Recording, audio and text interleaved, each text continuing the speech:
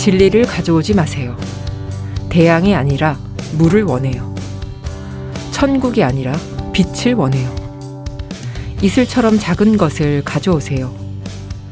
새가 호수에서 물방울을 가져오듯 바람이 소금 한 톨을 가져오듯.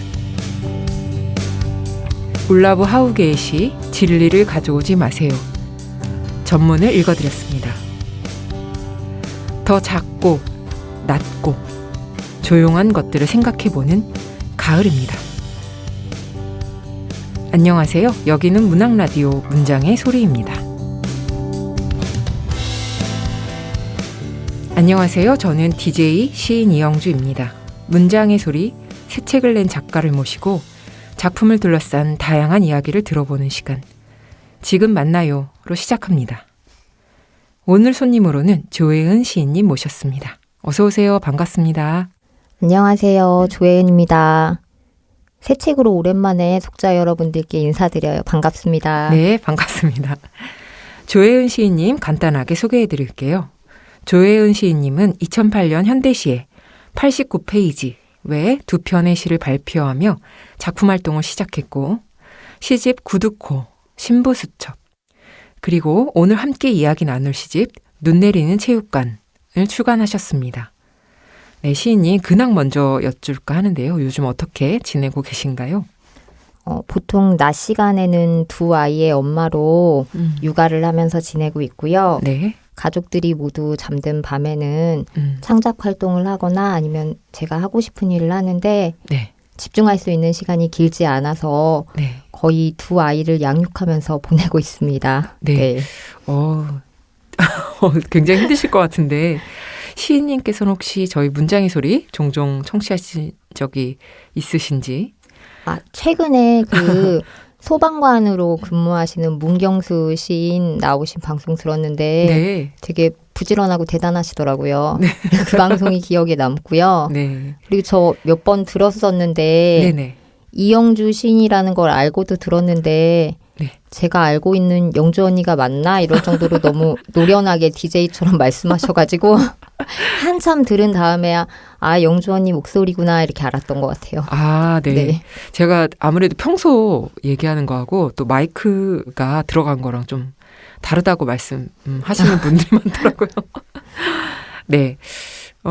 그럼 시집 이야기를 해볼까 하는데요. 오늘 같이 이야기 나눌 눈 내리는 체육관. 조혜은 시인님의 세 번째 시집입니다. 출간 소감 먼저 여쭤봐도 될까요? 네. 좀 기다리다가 나온 시집이라서 시간이 오래 걸려서 처음엔 좀 후련하다 담당 편집자분께 이런 말씀을 드렸는데 네. 사실 저는 이렇게 딱 책을 봤을 때 오랫동안 원고로 묶여있던 걸 실물로 보니까 반가운 느낌이었고요. 네네. 그 책이 나오기까지 해설받고 추천사 받고 여러분들이 되게 고생해 주셔서 얘가 그렇게 고생한 옷을 입고 나왔구나. 그래서 반가웠고요. 네. 지금은 사실 좀 자존감이 많이 상실된 상태라서 왜요? 이렇게 좋은 책들이 되게 가을이라서 유독 더 많이 쏟아지잖아요. 그러니까 동료분들이 내신 시집이나 이런 에세이 같은 것들을 네. 많이 접하다 보니까 이렇게 좋은 글이 많은데 내가 이거를 보내는 게 의미가 있을까 이런 위축된 마음에 책도 되게 천천히 보냈고요. 아직도 다 못 보냈어요. 그래서 조금 위축된 마음을 달래면서 네, 빨리 다음 시집으로 넘어가야 되는데 그런 과정을 겪고 있습니다. 근데 제가 감히 말씀을 드리자면 너무나 많은 좋은 작품들이 있지만 이렇게 제 마음을 찢어놓은 시집은 없는 것 같습니다. 조혜은 시인님의 시집 출간은 축하드리고요. 또 아직 시집을 읽지 않은 독자도 계실 수 있는데요. 시인께서 직접 눈 내리는 체육관, 이 시집을 소개해 주신다면 어떻게 설명해 주실 수 있을까요? 출판사나 아마 이렇게 서점 같은 데 나온 그 표지나 띠직을 읽으시면 아마 잘 이해하실 수 있을 것 같은데 제 개인적으로 그냥 말씀드리자면 그냥 제가 가장 잘 말할 수 있는 방식으로 보통 사람의 일상을 얘기하고 있는 시집이라고 소개해드릴 수 있고요. 콕 집어서 말하자면 엄마들에 대한 이야기라고 얘기할 수 있을 것 같아요. 그래서 저 역시 누군가의 엄마니까 제 삶에 대한 고백일 수도 있고 또 제가 만나고 있는 다른 엄마들의 위치와 아니면 그 엄마들의 감정들에 대해서 많이 녹여낸 시집이라고 말할 수 있을 것 같아요. 네. 지금 되게 설명을 잘 해주셨는데, 혹시 독자 리뷰 같은 것도 찾아보셨나요? 기억에 남는 것이 있었을지 궁금합니다. 제 시가 편한 시가 아니고 워낙 마음을 찢어놓는지. 네, 길이가 좀 길다 보니까 네. 제가 출간하기 전에 이제 지인들한테 네. 몇 번 보여주면 다 하는 얘기가 너무 슬프다. 어떤 분은 신부수첩보다 더 슬픈 것 같다. 그래서 좀 이제 행복한 시를 쓰면 어떨까. 나도 좀 행복한 걸 써서 선물하고 싶다. 이런 마음이 드는데 네. 그래서 독자 리뷰도 사실 잘 찾아보지 않는 편인데요. 많지도 않고. 네, 세 번째 시집 역시 네. 길이가 길다 보니까 아직까지 그렇게 네. 많은 리뷰가 없어서 네. 굳이 꼽자면 이제 같이 시를 썼던 친구들한테 들었던 얘기를 꼽자면 항상 제 시집이 출간되기 전에 원고를 봐주던 친구가 있었어요. 네. 그래서 그 친구가 세 번째 원고를 보지는 못했는데 책을 읽고 나서는 조금 더 깊어진 것 같고 더 많이 침투한 것 같다고 이렇게 얘기해줘서 네. 어쨌든 저를 달리기 위해서 한 말이긴 하지만 너는 올가을 최고의 시인이야 이렇게 말해줘서 그 말로 위안을 받았습니다.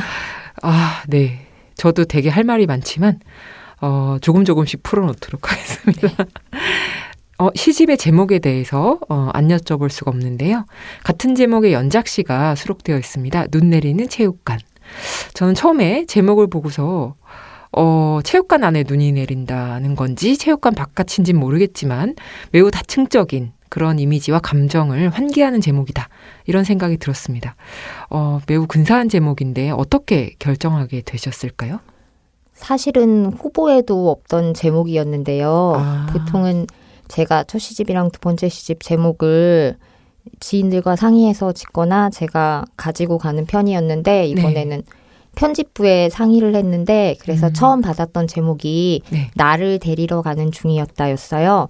그래서 그 제목을 계속 유지하고 있다가 표지 얹기 직전에 편집부에서 상의를 해보셨는데 눈 내리는 체육관이 더 어울릴 것 같다고 하셔서 그래서 마지막에 바뀌게 됐어요. 네. 그 전 것도 되게 좋은데요? 저도 전 것도 되게 좋아했었어요. 네. 갑자기 바뀌셨구나. 그러기도 쉽지 않은데 어떤 생각들이 다 있으셨나 봐요. 그 눈 내리는 체육관이 연작이다 보니까 실제 시인님께서도 체육관의 경험이 있으실지 궁금합니다. 네. 제가 한 3년 정도 복싱을 배우러 복싱 체육관에 다닌 적이 있었는데요. 자의로 다닌 건 아니고요. 이제 여담인데 제가 대학 다닐 때 너무 몸이 둔하고 할 줄 아는 게 아무것도 없으니까 아르바이트 끝나고 이제 댄스 학원을 등록해서 다닌 적이 있었는데 정말 열심히 다녔는데 굉장히 큰 좌절감을 가지고 그만뒀던 기억이 있어요. 그런데 이제 이번에도 아이 친구 엄마가 저랑 비슷하게 제왕절개로 출산을 했는데 복직근 이계라는 말을 그 엄마한테 처음 들었던 것 같아요. 이제 신체 변화 때문에 다른 운동보다는 복싱이 좋다고 해서 이제 손에 이끌려서 같이 가게 됐는데 결과적으로는 이제 그 언니는 금방 그만두고 저만 남아서 3년 동안 운동을 하게 되었는데 그럼 엄청 잘하시겠네요. 아니요. 정말 못하는데 관장님이 정말 좋으셨어요. 그래서 관장님이랑 운동을 하면서 관장님은 어떻게든지 저를 운동을 하게 하려고 우리 도장의 에이스다 막 이러면서 추켜 세우면서 막 열심히 가르쳐 주셨는데 저는 딴 생각을 많이 했어요. 사실은 체육관에서 시 생각도 많이 하고 그 시간에 나도 우리 아이를 이렇게 친절하게 가르쳐줘야 되겠다 이런 생각도 하고 거기서 또 만난 다른 엄마들이랑 노는 즐거움에 빠져서 가운데 중간중간 얘기도 많이 하고 그래서 지금은 코로나 때문에 체육관을 다니진 않는데 그 인연이 아직도 이어져서 연락하기도 하고 그러는 것 같아요. 아니 어머님들이 복싱을 많이 배우러 다니신다는 것도 놀라운 정보 중에 하나네요. 네, 시인님의 이번 시집을 읽으면서 체육관이라는 공간에 대해서 다시 한번 생각해 보게 됐는데요. 무언가를 끊임없이 고독하게 단련하는 마음으로 연결되는 것 같습니다. 시집에도 그런 마음들이 담겨 있었던 것 같아요. 체육관을 다녔던 이유가 좀 강해지고 싶다 이런 소망이 있었기 때문이기도 한데요. 쓰는 일이 사실은 정말 1차원적으로 체력적으로 네. 그런 강함이 필요하기도 한데 글 쓰는 체력이 또 필요한 일이라서 맞아요. 그걸 모두 포괄해서 좀 강해지고 싶다는 의미에서 체육관을 다니기 시작했고요. 네. 그리고 저 같은 경우에는 제가 약해지면 제 상황에 함몰되는 경우가 많아서 타인을 이해하거나 공감하고자 하는 능력도 많이 떨어지는 것 같고 그래서 저를 지키기 위해서 다른 엄마들도 마찬가지일 것 같은데 네. 체력을 기르기 위해서 그 체육관을 다양한 이유로 다니게 되는 것 같아요. 공간을 말씀하셨는데 네. 그 글 쓰는 사람한테는 어쨌든 자기만의 공간과 시간이 필요한데 제 경우에는 사실 공간과 시간을 낼 수 있는 경우가 거의 없어서 앞에서도 말씀드렸듯이 체육관에서 제가 오롯이 이제 운동하는 거 말고 혼자 있을 수 있는 시간이라서 네. 뭐 있을까 그런 생각도 많이 했던 것 같고 뭐 중의적인 의미로 엄마로서의 나와 시인으로서의 나가 혼자 있을 수 있는 체육관을 마음속에 만든다는 느낌으로 그렇게 시를 써내려갔던 것 같아요. 네. 지금 말씀을 들으니까 아이가 이제 대학을 졸업을 하고 취직을 하게 된 육아의 달인이 되어버린 어떤 시인분께서 25년이 지나야 내 시간이 생긴다. 이런 말씀. 저 아직 10년 됐는데 너무 절망적인데요. 아유, 근데 이게 확실히 어쩔 수 없이 이렇게 케어가 인간은 좀 오래 걸리는 그런 존재인 것 같습니다. 이번 시집에서 시인께서 특별히 애틋한 시가 있다면 무엇일까요? 그 202 순조라는 시인데요. 네. 네. 그 할머니께서 2020년에 돌아가셨어요. 네. 그런데 그 할머니께서 사실은 저희가 세 자매고 제가 그중에 둘째인데 저희 세 자매가 살아가는데 유년기에 굉장히 많은 도움을 주셔서 네. 저희 자매들한테는 굉장히 고마우신 분이거든요. 그런데 사실은 첫 시집에서부터 할머니 이야기를 많이 써서 결혼하기 전에 저희 남편도 저한테 그걸 물어본 적이 있고 네. 동네에 그때 같이 살았던 이현호 시인도 이렇게 누나 시에는 할머니가 많이 나와 이런 얘기도 듣기도 했는데 할머니께 직접 내가 할머니 이야기를 쓴 적이 있어 이렇게 말씀드렸던 적은 없는 것 같아요. 네. 그래서 할머니가 돌아가시고 나서야 조금 할머니의 이름을 남겨서 나도 할머니께 시 한 편을 선물하고 싶다는 마음으로 쓰게 됐고요. 그래서 이 시는 사실은 할머니가 장례식에 가기까지 그 여정에 대한 생각을 쓴 시인데 네. 제 생각에 너무 감정에 많이 휘둘려서 예, 감정에 푹 빠져서 쓴 시라서 할머니가 살아계셨으면 어떻게 보실지 모르겠지만 네. 할머니의 이름 권순자 조자를 돌려드린다는 의미에서 저에게는 되게 의미 있는 시였던 것 같아요. 네. 지금 말씀하시면서도 눈빛이 되게 애틋하게 변하셨는데 그런 어떤 특별한 사연이 있는 작품입니다. 저는 작은 어머니라는 시도 이야기를 나누고 싶은데요. 결혼이라는 제도와 또 세월이 맺은 고통과 슬픔의 연대, 또 장례식이라는 공간에 대해서도 생각해보게 하고 있습니다. 듣고 싶은 이야기가 되게 많았는데 전반적으로 이 여성연대의 과정? 좀 이렇게 느껴졌어요. 그래서 어떻게 보면 2000년대 이후의 여성시, 가장 실감에 가까운 여성시 중에 조혜은 시인의 세계가 있는 것은 아닐까라는 생각이 좀 들었는데 어떠신가요? 제가 이 시를 막상 써놓고도 발표하지 못하다가 시집에 넣게 되었는데 그 이야기가 너무 시적이지 않은 것 같다는 생각이 들어서 그랬거든요. 제 네. 개인적으로 말씀해 주신 것처럼 연대에 대한 의문도 있고 연대에 대한 희망도 있고 두 가지를 모두 섞어서 썼던 시인데 사실은 그 방식이 맞는지 저 스스로도 많이 의문이 들어서 나만 이런 생각을 갖는 거지 다른 사람들에게 좀 공감받기 어려울 것 같다는 생각 때문에 가지고 있었던 시인데 네. 이전에 인터뷰 때도 이제 이 질문을 받고 네. 오늘 이 질문을 받게 돼서 네. 네. 공감을 상당히, 많이 하나 봐요. 네, 그런가 봐요. 아무래도 이제 이 여성의 삶과 또 역사 자체가 굉장히 복잡한 것들에 얽혀 있다 보니까 연대라는 것이 갖고 있는 어떤 폭력 이런 것들도 분명히 있다. 그런 생각이 좀 들긴 했거든요.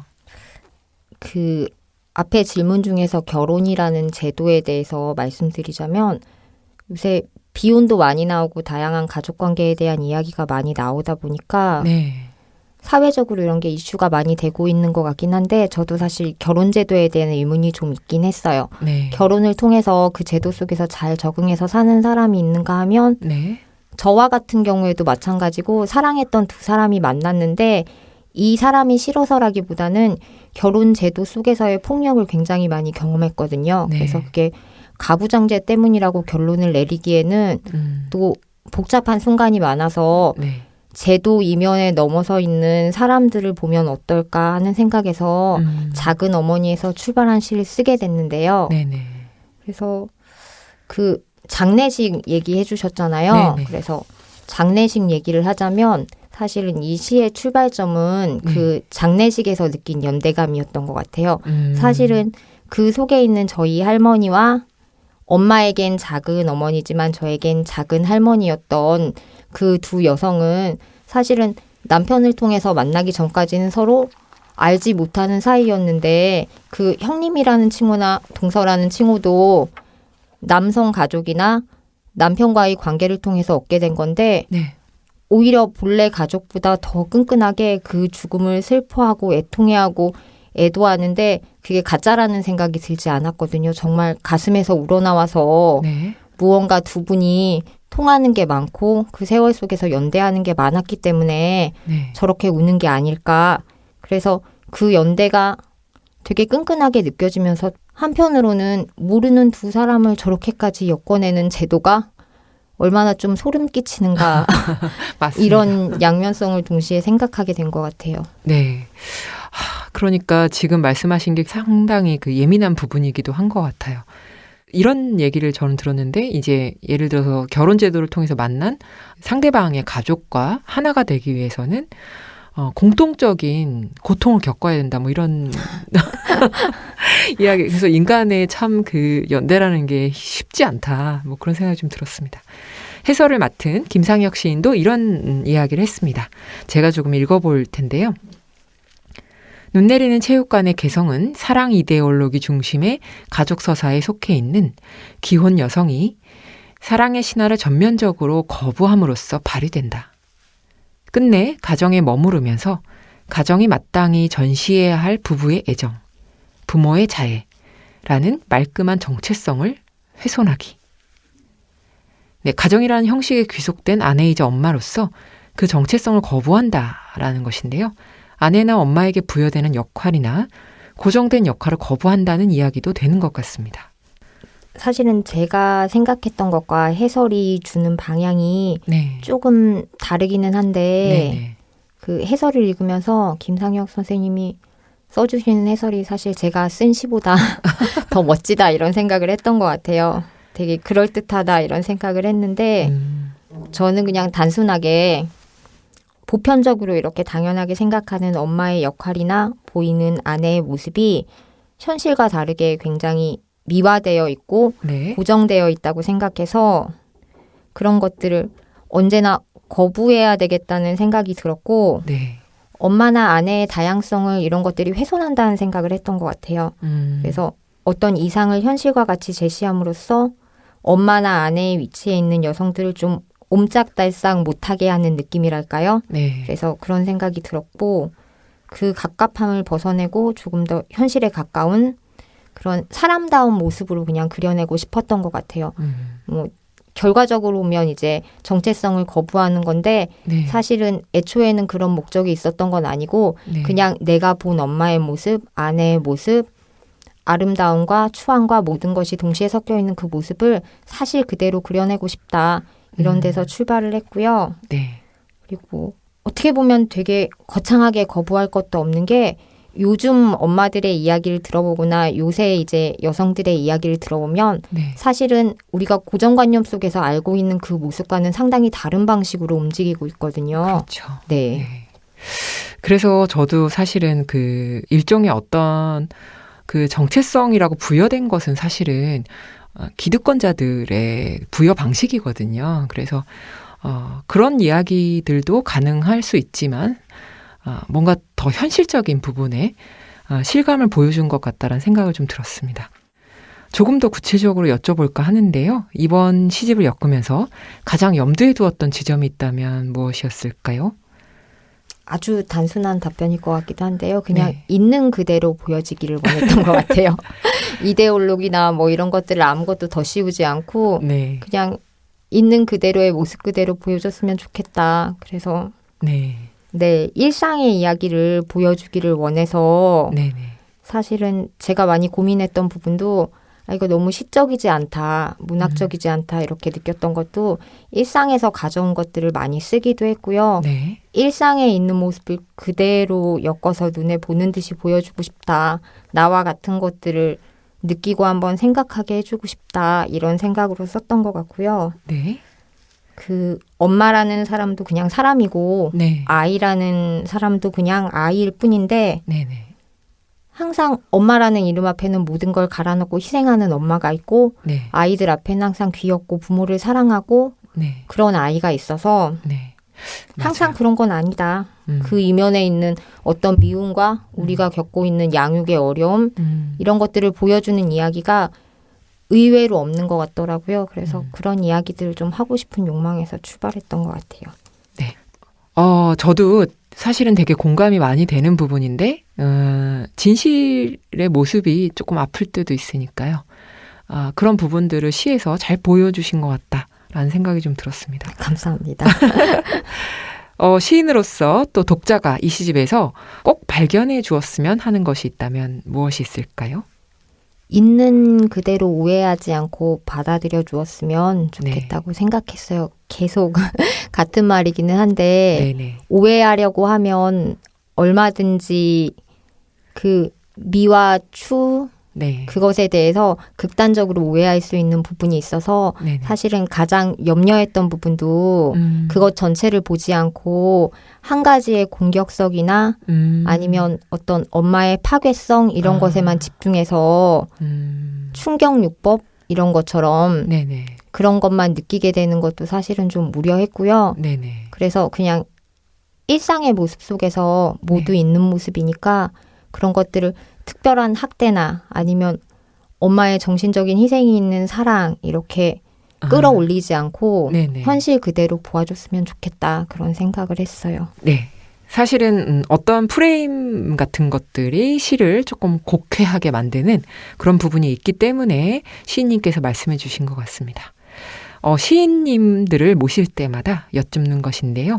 매 시편에 진입이나 혹은 착상, 아이디어 이런 것들이 있다면 시쓰기 방식 중에서 어떤 것들이 있을지 좀 알려주시면 좋을 것 같아요. 예전에는 시간을 내서 많이 관찰을 했던 것 같은데 요즘에는 사실 시간이 많이 없기 때문에 놀이터나 공원에서 쓴 시들이 많아요. 그래서 제가 그냥 갈 수 있는 장소에서 아이들을 돌보고 하는 일을 하면서 그 앞에 작은 어머니를 썼던 때처럼 일상에서 느껴지는 그런 균열들을 감지하려고 많이 노력하고요. 그런 게 없다면 또 오랫동안 기다리고 그러는 것 같아요. 와, 진짜 대단하신 것 같아요. 그 일상 안에서 틈틈이 시를 끊임없이 발견하시는 건데 그게 보통 사실 쉬운 일은 아닌 것 같습니다. 사라진 유치원이라는 부제를 갖고 있는 눈 내리는 체육관. 시를 보면 이런 구절이 나옵니다. 무기력도 연습이지. 이것도 연습이라는 문장도 예사로 읽히지는 않았는데요. 시인님 혹시 꼭 시에 관련된 내용은 아니더라도 무기력을 스스로 이겨내야 할 때 어떤 방법을 선택하고 계신지 혹시 소개해 주실 수 있을까요? 무기력해질 때요? 별건 아닌데 저는 그냥 아이들과 놀이터에 나가서 놀아요. 육체적으로 굉장히 힘들면 정신적인 고통이나 무기력이 싹 잊혀지거든요. 육체 노동을 많이 이용하는 편입니다. 아무래도 이 아이들 체력이 어마어마해서 에너지가 이 성인의 신체가 감당하지 못하는 부분들이 있잖아요. 몸을 많이 써서 정신의 무기력을 이겨내는. 아까 잠깐 말씀하셨는데 뭐 공원이나 놀이터 같은 데서 시를 쓰기도 한다라고 말씀하셨는데 또 그런 공원이나 뭐 놀이터 말고도 있을까요? 나만의 시 쓰는 공간? 이것도 역시 아이들이랑 관련되어 있는데요. 네. 사실은 다 일상의 공간이기는 한 것 같아요. 네네. 굳이 관찰해서 써야 한다면 아이들 학원 가는 사이 시간에 좀 네. 너무 시간에 쫓겨서 카페 같은 데서 잠깐 기다릴 때가 있거든요. 한 네. 2, 30분 정도. 네. 그러면 이제 카페 창밖의 풍경을 보면 저희 동네가 굉장히 아담한 편이고 네. 거기 초등학교를 다 같은 아이들이 다니고 있어서 다 네. 아는 사람들이 지나다녀요. 그래서 그런 것들을 관찰하기도 하고 네. 거기에서 이제 달라지는 풍경 같은 것도 보고 네. 그렇게 비슷하게 쓰는 것 같아요. 네. 동네가 굉장히 다정한 곳인 것 같습니다. 뭐 특별히 작업할 때 필요한 물건이나 루틴 같은 것들 좀 비슷한 질문이긴 한데 물건이 또 있으니까 네. 그런 게 있을까요? 저는 딱히 없고요. 그냥 시간만 나면 네. 빨리 열어야 되기 때문에 그런데 제가 생각했던 게 아이들이랑 지낼 때 다른 취미를 갖는 건 몸을 움직이는 취미는 좀 줄넘기를 한다던가 같이 뛸 수가 있는데 핸드폰을 열어서 뭔가를 쓰는 일도 사실 되게 번거롭고 책을 꺼내서 읽는 일도 되게 다른 엄마들이 열심히 아이를 보고 있는데 눈치 보이는 일이더라고요. 그래서 그냥 머릿속에 빨리 집어넣어서 네. 잊지 않으려고 애를 쓰고 있다가 네. 언제든지 시간이 날 때 풀어놔야 되기 때문에 네. 지금은 별다른 루틴은 없고요. 네. 그래서 더 저를 망치고 있는 것 같아요. 꾸준히 쓰지 않고 그때그때 하는데 제가 좀 느리고 네. 사실은 좀 행동이 굼떠요. 그래서 청소할 때도 한참 청소하다가 오래 생각했다가 그 일을 가다가 그러는데 그 루틴이 있다면 정말 글 쓰는 시간을 딱딱 정해놓고 쓸 텐데 그런 게 없어서 네네. 네. 15년 후에 생기실 것 같습니다. 지금 다른 엄마들의 실망하는 소리가 다 들리는데요. 저보다 어린아이들을 키우는 엄마들이 항상 그렇죠. 언제 좀 자유로워지냐고 얘기하면 이제 저희 아이가 초등학교를 들어가서 초등학교 들어가면 좀 나아질 거야 이런 얘기를 했는데 이제 대선배 시인께서 15년을 더 말씀하셔서 근데 그럴수록 틈틈이 또 놀면 됩니다. 깨알같이 조금씩 계속 놀아야 되는데 저도 이제 가끔 나는 도대체 언제 쉬는가 이런 이야기를 하면 주변에서 틈틈이 쉬어. 네, 그럼 지금 만나요의 내가 가장 사랑하는 문장들 이어가 보겠습니다. 시인님께서 직접 골라오신 문장을 시인님의 목소리로 낭독해 주시는 시간입니다. 네, 조혜은 시인님 들려주세요. 네. 보부아르의 아주 편안한 죽음에서 네. 조금씩 발췌해서 네. 왔는데요. 네네. 그러면 먼저 읽어볼게요. 제가 할머니의 죽음 이후에 사실은 네. 애도하는 심정으로 그런 책들을 읽었었는데 이 책은 한 할머니가 돌아가신 지 한 1년 뒤에 읽은 책이기는 한데 제가 할머니에게 느끼는 감정과 이 책에서 보부아르가 엄마에게 느끼는 감정은 조금 다르긴 했는데 네. 죽음에 대한 이야기가 많이 공감이 가서 네. 요즘 또 애도가 많이 필요한 시기이기도 하고 해서 네. 모두에게 위로가 되었으면 하는 마음으로 읽어보겠습니다. 네. 그의 입에서 프랑수아즈 드 보부아르라는 이름이 불려 나왔을 때 나와 동생은 둘 다 격한 감정에 휩싸였다. 이 이름은 엄마를 되살아나게 했다. 그 이름은 엄마의 생애 전체를 아우르고 있었다. 어린 시절부터 결혼 생활을 하던 시절을 비롯해 과부였던 시절과 관 속에 들어가기 전까지의 마지막 시기마저도 포함되는 생애 전체 말이다. 프랑수아즈 드 보부아르. 이 이름이 호명되는 순간 자신의 이름으로 불린 적이 거의 없는 잊힌 여인에 불과했던 엄마가 한 명의 주체로 새롭게 태어나고 있었다.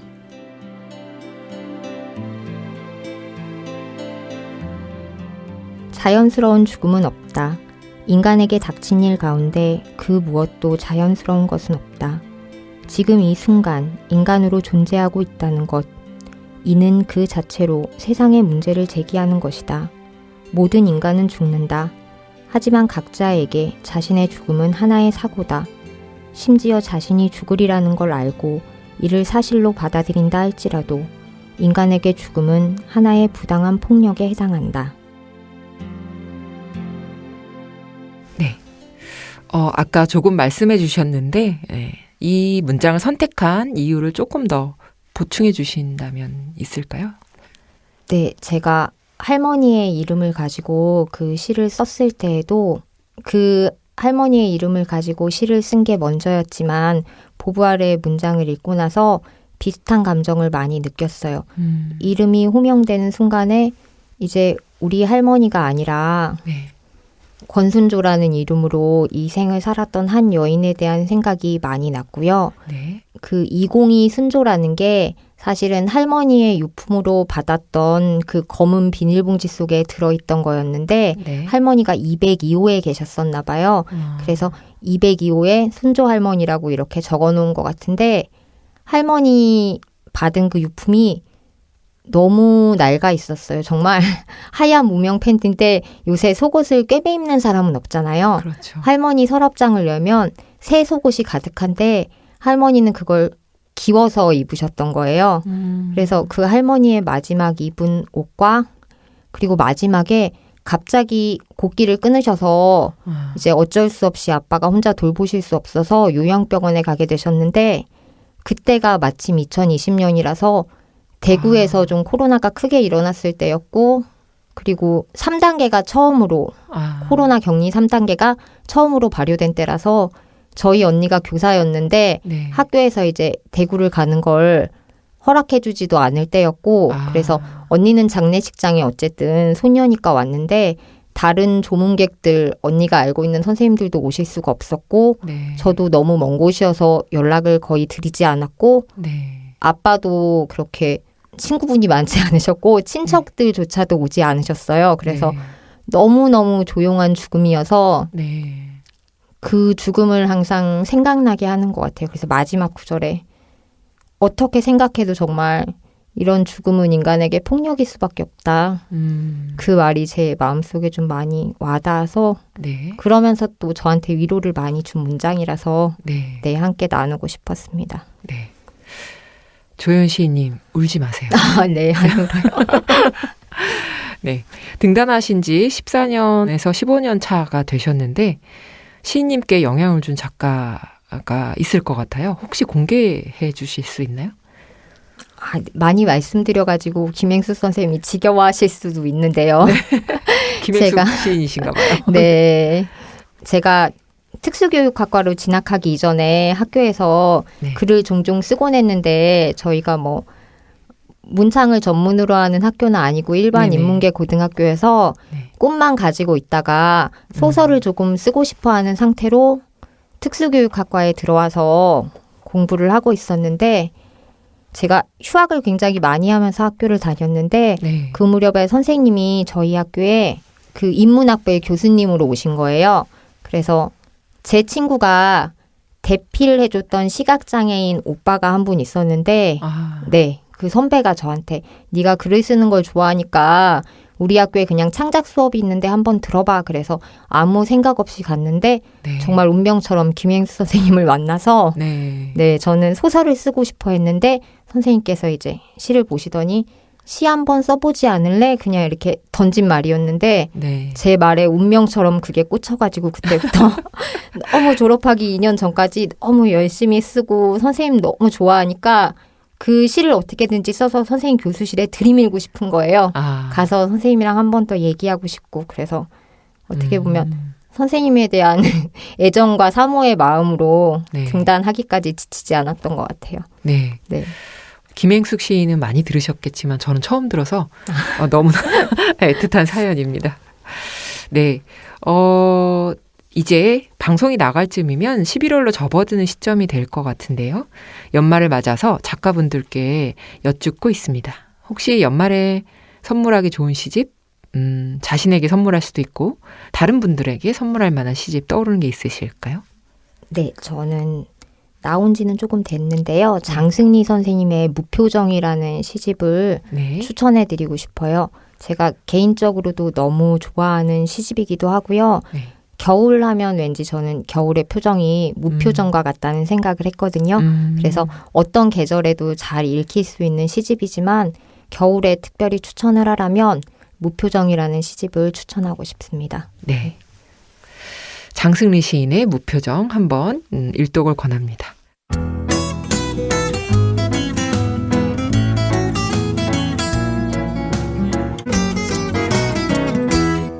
네, 그럼 계속해서 지금 만나요의 마지막 코너 바로 마이 페이보릿으로 넘어가 보겠습니다.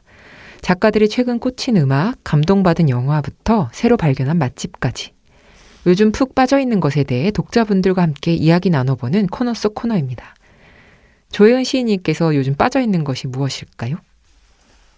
제가 다른 시인분들이 하시는 거 막 들었었거든요. 근데 너무 근사해가지고 실망하실 수도 있는데 저는 저희 딸 아이가 푹 빠져있는 것에 따라서 사실은 제가 빠져야 하는 것이 많이 달라져서 아이가 막 이제 그립톡에 파츠를 붙이고 꾸미기 시작할 때에는 그걸 하루 종일 같이 만들고 이제 그 시기가 넘어가고 한참 레진 아트를 만들다가 요새는 이제 여자아이 키우는 엄마들은 아실 수도 있어요. 종이로 코팅지를 붙여서 안에 솜을 넣고 이렇게 주물럭거리게 만든 스퀴시가 있거든요. 그런 종이 스퀴시 만들기를 제가 원하지 않지만 푹 빠져서 여러 책에서 오리기를 열심히 하고 있습니다. 저는 이제 아이를 키우지 않으니까 무슨 말인지 하나도 네. 시인님의 앞으로의 계획도 궁금한데요. 요즘은 또 어떤 작업을 이어가고 계실지 소개 좀 해주세요. 네, 내년이 될 때까지 어쨌든 좀 다음 시집에 원고를 모아야 해서요. 그래서 원고를 쓰는 일을 또 다시 시작하고 있고요. 사실은 세 번째 시집이 나오고는 무력감에 많이 빠져서 이제 환절기를 핑계로 많이 누워 있었는데 이제 오늘부터 돌아가서는 시도 좀 열심히 쓰고 할머니 이야기를 앞에서 했지만 할머니에 대한 산문 그리고 아이들과 있었던 추억에 대해서 조금 산문을 써보고 싶은 생각이 있어서 그런 작업들도 좀 틈틈이 해보고 싶습니다. 네, 또 얼마나 제 마음을 찢어 놓으실지. 네, 다음 작품도 기대하겠습니다. 감사합니다. 지금까지 눈 내리는 체육관의 조혜은 시인 모시고 이야기 나눴습니다. 오늘 함께해 주신 소감 어떠셨어요? 제가 사실은 말을 너무 두서없이 하는 편이라서 원고를 따로 정리해 주실 경우에는 굉장히 원고 정리하시는 분들이 많이 고생을 하시는데 그래도 이영주 시인과 함께 할 수 있어서 너무 편했던 것 같고요. 제 첫 시집 나왔을 때도 진행을 해서 시집 소개하고 낭독할 때 같이 해주셨잖아요. 맞아요. 그래서 오래됐네요. 근데 사실은 제가 영주 선배를 그렇게 가까이서 보고 얘기하기 전까지는 질투를 되게 많이 했거든요. 선배가 저는 좀 수줍음이 많은데 선배가 다른 시인들과 너무 많이 친하고 제가 친하고 싶은 시인들과도 너무 스스럼 없이 있고 그러니까 부러우면서 약간 질투하는 마음도 있고 동경하기도 하고 이렇게 바라봤었는데 오늘도 많이 떨렸는데 같이 있어서 좀 편하게 이야기했던 것 같아요. 감사합니다. 저 되게 조혜은 시인 좋아합니다. 감사합니다. 네, 아쉽지만 정말 끝으로 청취자 여러분께 끝인사 부탁드릴게요. 할 말을 많이 해서요. 끝까지 들어주셔서 감사하고요. 제가 이영주 선배님 다시 여기서 뵀던 것처럼 청취자분들도 좋은 인연과 오늘 함께 하시기를 바라겠습니다. 감사합니다. 네, 감사합니다. 조혜은 시인님 보내드리고요. 1부는 마무리하겠습니다. 그럼 잠시 뒤에 다시 만나요.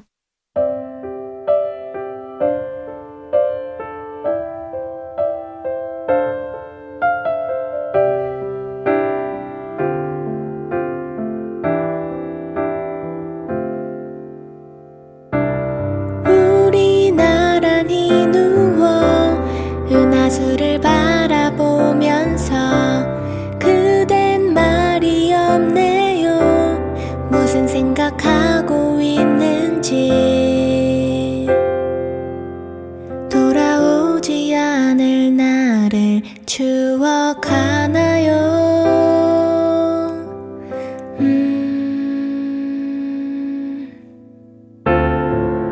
우리에게 다가오지 않은 내일을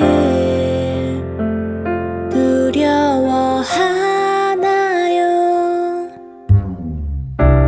지나버린 시간도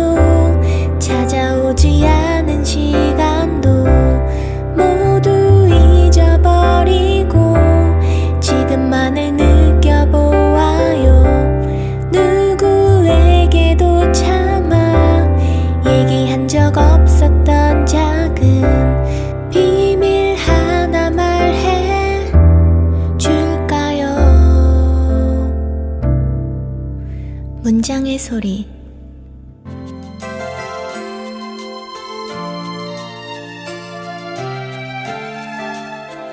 안녕하세요. 문장의 소리 연출을 맡고 있는 김봄입니다. 제가 오늘 소개할 다시 읽어요 책은 고 신기섭 시인의 분홍색 흐느낌이라는 시집입니다. 신기섭 시인은 2005년 한국일보 신춘문예로 등단을 했고요. 그해 12월에 안타깝게도 저희들 곁을 떠났는데요. 그가 남긴 시들을 모아가지고 그 다음에 시집을 냈는데 그 시집의 제목이 분홍색 흐느낌입니다. 그리고 얼마 전에 문학동네에서 재판으로 새로 이렇게 겉표지랑 다 바꿔서 출간이 됐는데 시인의 시와 시인이 잊혀지지 않았으면 하는 마음에서 여러분께 다시 읽어요 코너에 소개하게 되었습니다. 신기섭 시인의 뒤늦은 대꾸라는 시를 읽어드리면서 이 소개를 마무리하려고 합니다. 뒤늦은 대꾸. 신기섭. 빈 방. 탄불 꺼진 오스 추운 방. 나는 여태 안산으로 돌아갈 생각도 없고 며칠 전 당신이 눈을 감은 아랫목에 질 나쁜 산소 호흡기처럼 엎드려 있어요. 내내 함께 있어준 후배는 아침에 서울로 갔어요. 당신이 없으니 이제 천장에 닿을 듯한 그 따뜻한 밥 구경도 다 했다. 아쉬워하며 떠난 후배. 보내고 오는 길에 주먹질 같은 눈을 맞았어요. 불현듯 오래전 당신이 하신 말씀. 기스바, 인제 내 없이도 너 혼자서 산다. 그 말씀. 생각이 나.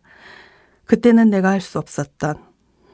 너무도 뒤늦게, 새삼스레, 이제야 큰 소리로 해보는 대꾸. 그럼요, 할머니, 나 혼자도 살 수 있어요. 살 수 있는데 저 문틈 사이로 숭숭 들어오는 눈치 없는 눈발 몇.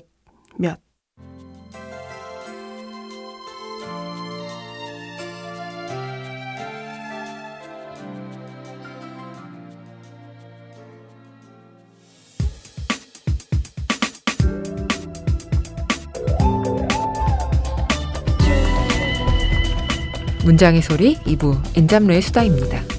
본업인 글쓰기 외에 또 다른 직업을 갖고 있는 엔잡러 작가들을 모시고 작가들의 다채로운 직업 이야기, 일의 기쁨과 슬픔을 이야기 나눠보려 합니다. 오늘은 조용우 시인 함께 하겠습니다. 어서 오세요. 네, 안녕하세요. 조용우입니다. 초대해 주셔서 감사하고요. 오늘은 시인으로 또 문학 편집자로 나오게 됐습니다. 잘 부탁드립니다. 네, 조용우 시인님 작가 소개 먼저 해드릴게요. 2019년 중앙일보 신인문학상에 시 새로운 생활이 당선되면서 작품 활동을 시작하셨고요. 저를 포함해서 많은 분들께서 첫 시집을 기다리고 있습니다. 네, 시인님 요즘 어떻게 지내고 계신가요? 네, 저는 말씀해 주신 첫 시집 원고를 마무리 지었고 또 엔잡러로서 편집자로 매일 출근한 생활을 이어가고 있습니다. 네. 문장의 소리 엔잡러의 수다 처음 섭외 연락 받으셨을 때 어떠셨어요? 문장의 소리 혹시 청취하고 계신가요? 네. 일단은 사실 제가 시인이든 편집자든 경력이 길지 않아서 제가 이 코너에 나가도 되나 싶긴 했지만 초보 엔잡러로서 이야기를 들려드린 것도 나름의 재미가 있지 않을까 싶기도 했고 맞네요. 네. 네, 또 문장의 소리 찾아 듣고 있기 때문에 반갑게 나오게 됐습니다. 네. 조용우 시인님 잠깐 그 엔잡러 이야기하기 전에 시집은 혹시 어디서? 저는 내년 초에 민음사에서 네. 출간일 예정입니다. 네, 많은 관심 부탁드립니다. 그럼 바로 조용우 시인님의 엔잡에 대한 이야기로 넘어가 볼까 하는데요. 본인의 엔잡이 어떤 직업인지 소개를 좀 해주세요. 네, 저는 출판사에서 출퇴근을 하면서 문학 편집자로 시집 소설 등을 편집하고 있고요. 네. 퇴근 후에는 또 주말에는 작가로서 글을 읽고 쓰려고 노력하는 엔잡을 하고 있습니다. 네.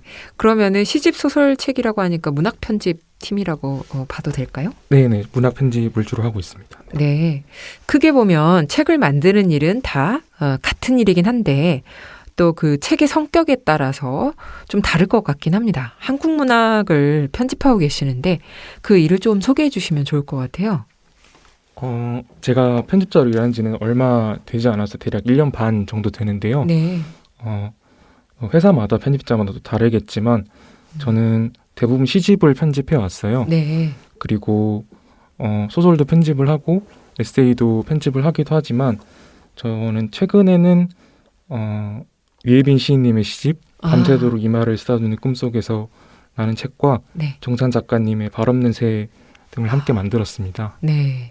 아무래도 시인이시니까 시집을 만드시는 일도 조금 더 의미가 있을 것 같긴 합니다.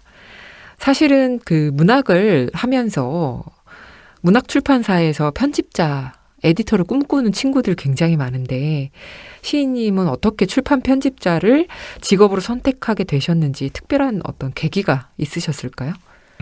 저는 특별하다고 할 수는 없겠지만 첫 번째로는 네. 많은 편집자분들처럼 또 그렇게 작가분들 가운데서 편집자 희망하신 분들처럼 책이 좋아서 네. 특히 소설이나 시, 에세이를 오랫동안 좋아했기 때문에 네. 시인으로 활동하기 전부터 문화 편집자로 일하면 좋겠다라는 생각을 했어요. 네.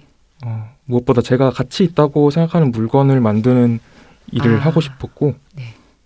두 번째로는 시인으로 글을 쓰기 시작한 뒤에 한 생각인데요. 네. 저는 글을 쓰는 자아를 분리시키지 않은 일을 하고 싶었어요. 작가가 시인이 보통 엔잡을 할 수밖에 없잖아요. 그렇죠. 글을 쓰며 계속 살게 될 건데 다른 일을 한다면 저는 그것이 글을 쓰는 것과 무관하지 않은 것이었으면 좋겠다 생각을 했고 일하는 나와 글 쓰는 나가 동일할 수는 없겠지만 최대한 문학과 책과 연관된 일을 종일 하고 싶다는 생각을 해서 이렇게 선택을 하게 됐습니다. 네. 아무래도 어떤 작가분들은 글 쓰는 일과 일은 좀 달랐으면 좋겠다. 이렇게 생각하시는 분들도 네. 있는데, 최대한 가까운 쪽으로 일도 하고 싶다. 또 그런 분들도 의외로 많으실 것 같아서 네. 좀 공감이 되는 이야기인 것 같습니다. 저도 사실 편집자 생활 조금 했었는데, 네. 아무래도 문학 출판할 때가 제일 사실 즐거우면서도 좀 고통스럽기도 했던 것 같아요. 네. 그런 것 같습니다. 네. 네. 네, 그럼 본격적으로 조용우 시인의 엔잡로로서의 하루 일과를 한번 따라가 볼까 합니다. 시인님의 생생한 하루 루틴, 시간표대로 따라가 보겠습니다. 이렇게 시간표 옳듯이 해주세요. 네. 덕고분이 별게 없어서 민망한데요. 아니에요. 네. 7시에 일어나서 고양이 밥을 주고 출근 준비를 합니다. 그리고 합정역에서 출판단지까지 가는 셔틀버스를 타고 9시까지 출근을 합니다. 네. 그래서 오전에 일을 하고 11시 반쯤에 점심을 먹고요. 그리고 또 일을 하고 저녁 6시에 또 퇴근을 해서 셔틀버스를 타고 네. 또 돌아옵니다. 그래서 집에 와서 다시 고양이 밥을 주고 집안일을 하고 그러고 나면 시간이 없는데 최대한 읽고 쓰려고 합니다. 네. 네. 아침은 안 드시나 봐요. 네. 아침 안 먹습니다.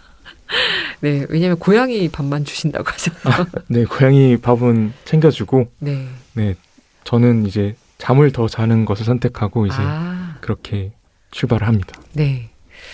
저희 엔잡로의 수다 공통 질문인데요. 시인님이 하루 중에서 일의 기쁨을 누리는 순간이 언제일지 궁금합니다. 사실은 퇴근 시간이 아닐까 싶은데 농담이고. 아니요, 퇴근 시간에 대답하신 분 많았어요.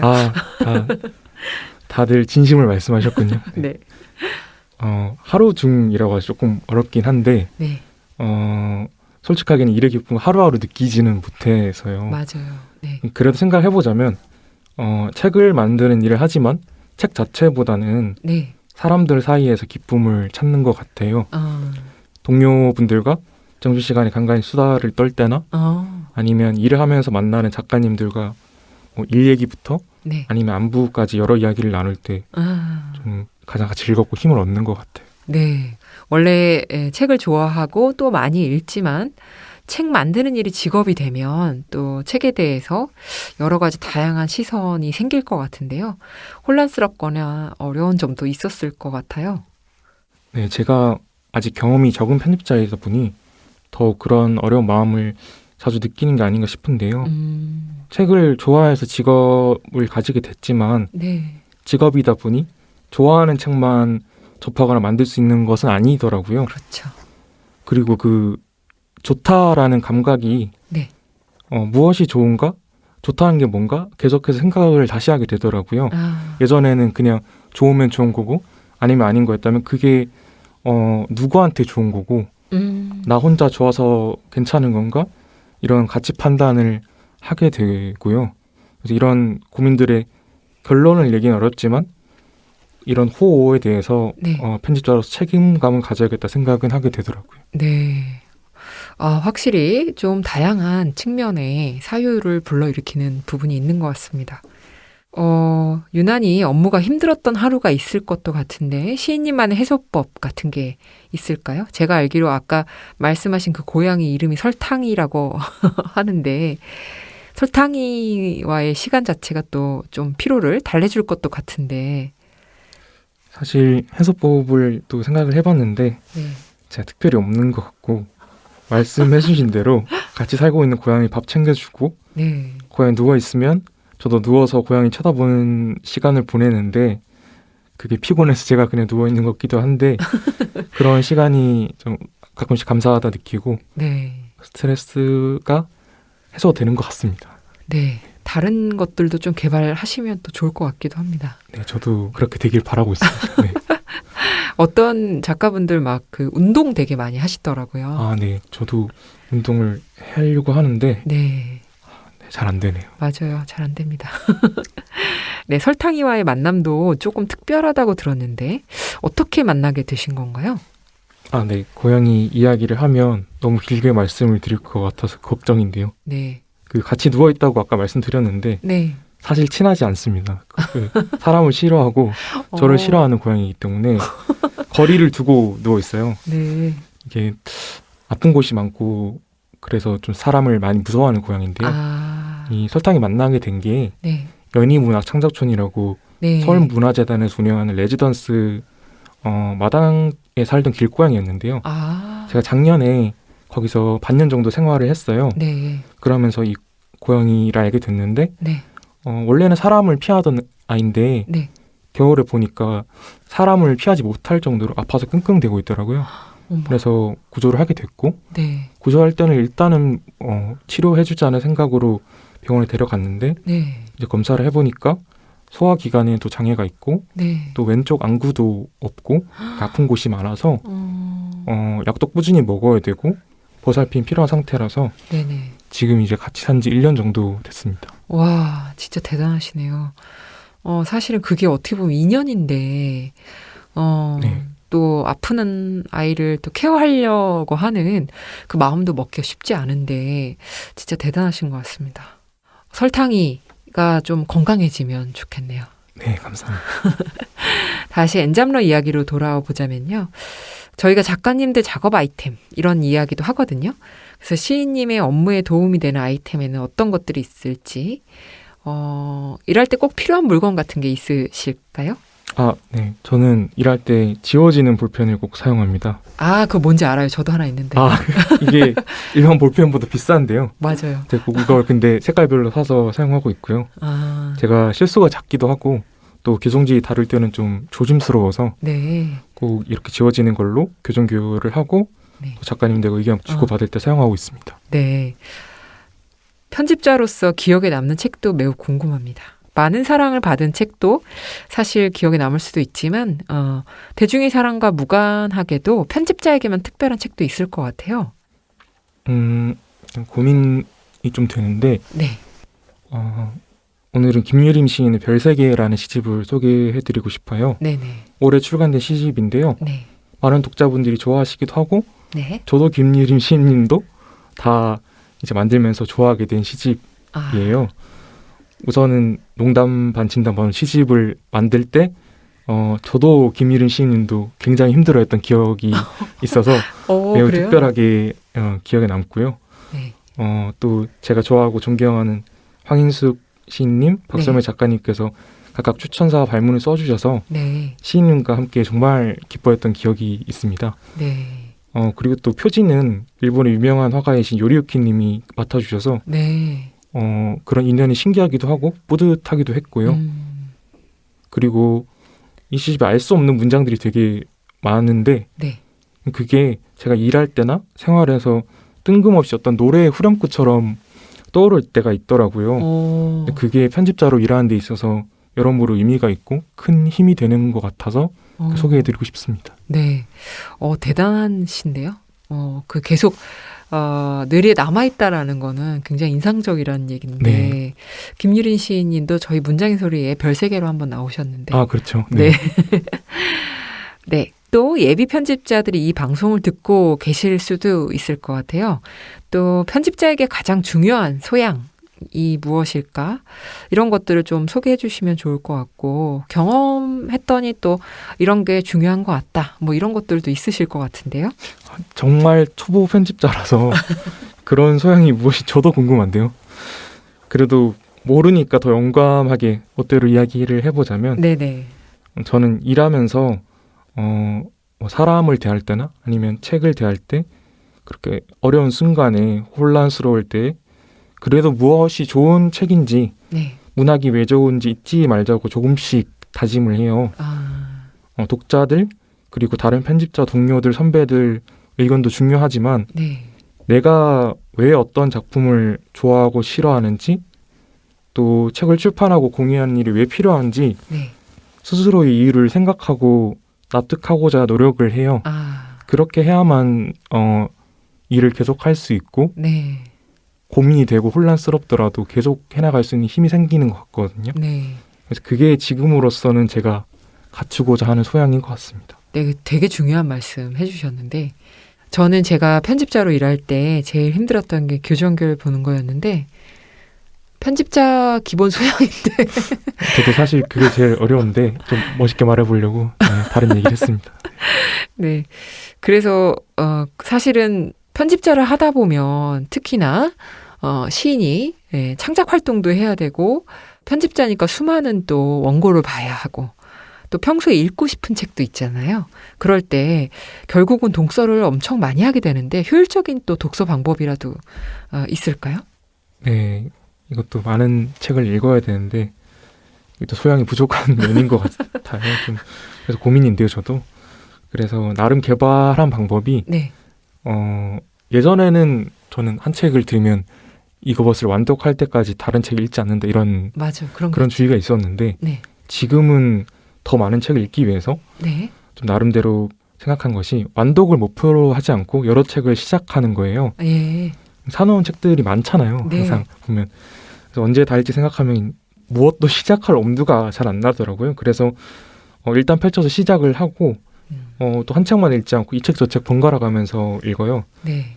재미없으면 다 안 읽어도 된다는 생각을 하고 네. 그렇게 읽다 보면 부담이 덜해서 네. 그런지 꽤 많은 책을 읽게 되고 네. 생각보다 많이 완독을 하게 되더라고요.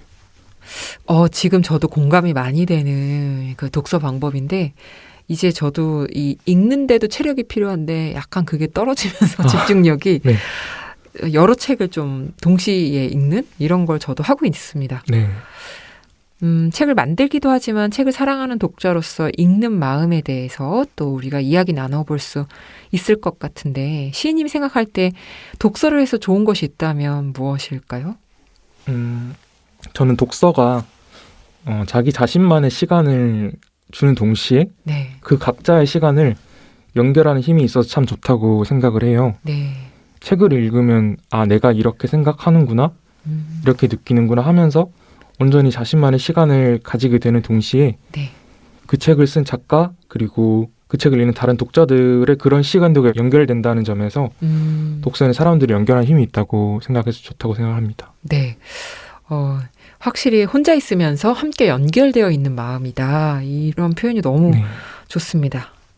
편집자로 또 지내는 것도 있지만 계속해서 시를 또 쓰고 발표를 해오고 계신데 이 둘의 비중 균형이 잘 유지되고 계신가요? 아무래도 출퇴근을 주간에 하다 보니 네. 주간 시간에는 이제 일하는 시간이 기니까 시인으로서 네. 일을 하는 시간은 적은데요. 근데 이것은 또 당연한 것이라 생각을 하고 네. 그래서 저는 나름대로는 균형이 맞다고 느끼는 중입니다. 아, 주말에 몰아서 주로 작업 시는 이제 많이 쓰시는 건가요?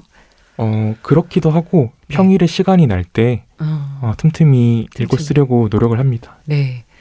확실히 좀 회사 생활을 하다 보면 여러 가지 좀 빡빡하게 될 수밖에 없는 부분들이 있긴 한 것 같습니다. 그래도 워크라이팅 밸런스, 워라밸이 이제 어느 정도 유지되고 있을 텐데 따로 혹시 시 쓰는 시간을 마련을 하실까요? 제가 아까 말씀드린 대로 네. 연희문화창조청 같은 레지던스에서 시간을 마련해 쓰기도 하고 네. 또 예전에는 카페에 나가서 쓰는 시간도 있었는데요. 네. 지금은 체력적으로도 좀 힘들고 그래서 퇴근을 하고 또 주말에 시간 날 때마다 쓰는 패턴을 좀 가지게 됐습니다. 네. 그러다 보니 이제 집에 쓰는 게 익숙해졌고요. 이제 이렇게 하면 좀 규칙적이지는 못하지만 네. 시간이 날 때마다 이렇게 활용해 쓸 수 있다는 장점은 있는 것 같아요. 맞아요. 장단점이 있는데 집에서 쓰다 보면은 순간순간 이렇게 이동할 시간을 아끼면서 또 하는 것도 있어서 네. 그런 것 같습니다. 그럼 문학에 대한 이야기를 좀 더 나눠볼까 하는데요. 저희가 사전에 시인께서 아끼는 문장을 낭독해 주시길 부탁드렸습니다. 시인님께 영향을 끼친 다른 분의 문학작품도 좋고요. 직접 쓰신 작품 중에서 낭독해 주셔도 좋습니다. 어떤 문장을 골라오셨을까요? 네, 저는 아까 잠깐 소개해드리기도 했는데요. 유해빈 시인님의 시집 밤새도록 이마를 쓰다듬는 꿈속에 실린 시인데요. 네. 무너지는 기억이라는 시를 소개해드리고 싶습니다. 네, 그럼 조용우 시인님의 목소리로 낭독을 들어보겠습니다. 무너지는 기억. 새벽 명동에 가본 적 있을까? 밤과 달라 더욱 고요한 곳에서 쓰레기차 돌아다니고 남산 아래 작은 교회는 겨울 속에 있고 새벽은 멀리서 밝아오고 여긴 꼬불꼬불한 길도 없으니 이 길의 끝에 서서 저 길의 끝 바라보고 있으면 이제 나는 나 있는 곳 어딘지 모르고 밤은 자꾸 랜드로바로 그게 뭐야 할머니들이나 신는 거 아니냐고 난 안 신어 그런 거 왜 이게 좋은 거야 튼튼하고. 네, 조용우 시인님의 낭독으로 들어봤습니다. 이 작품을 읽어주신 이유가 있으실까요? 이 시집은 최근에 함께 만든 시집 중 하나인데요. 네. 아까 김유림 시인님 시집도 그렇다고 말씀을 드렸는데 저는 이 시의 문장들이 가끔씩 일할 때 뜬금없이 떠오를 때가 있거든요. 네. 근데 그게 이해가 돼서라기보다는 뭔가 알 수 없는 점이 남아있는 것 같고 네. 그게 그게 또 제가 시를 좋아하는 이유고 일을 하는 이유를 상기시켜 주는 것 같아서 엔잡너의 수다 코너에서 좀 소개시켜드리고 싶었습니다. 네. 저는 조용우 시인님 작품을 준비해 오실 거라고 믿었는데 쑥스러우시군요. 오늘은 또 편집자로서 이렇게 나온 거니까 맞아요. 엔잡러라. 소개해드리고 싶었어요. 네. 네. 이어서 연결시켜서 질문을 드리자면 첫 시집 언제 출간하실 건지 소개해 주세요. 아까 잠깐 말씀드리긴 했는데 민음사에서 내년 초에 출간할 계획입니다. 네, 내년 초에 창비에서 일하시는데 민음사에서 시집을 내시네요. 네, 창비가 좀 늦지 않았나 싶습니다. 맞아요. 네. 좀 그렇긴 하죠. 네. 워낙에 네. 일정과도 관련이 있습니다. 첫 시집이 너무 기다려지는데 혹시 뭐 이렇게 표지 색깔? 민음사는 이렇게 창문 색깔 들어가잖아요. 네. 결정하신 게 있나요? 아직 그건 결정은 못했고요. 네. 지금 원고만 마감한 단계라서 아마 논의를 해야 될 것 같습니다. 네. 2019년 중앙일보 신인문학상 당선 소감에서 이런 말씀을 하셨어요. 문학으로 던지는 물음 뒤에 숨지 않겠다. 문학에게만 진실을, 폭력을, 무지를, 아름다움을 내맡기지 않겠다. 쓰는 것만으로 충분치 않은 시를 쓰고 싶다. 이런 소감을 밝히셨는데 너무나 인상적이었습니다. 조금 더 소개해 주세요. 이렇게 들으니까 정말 민망한데요.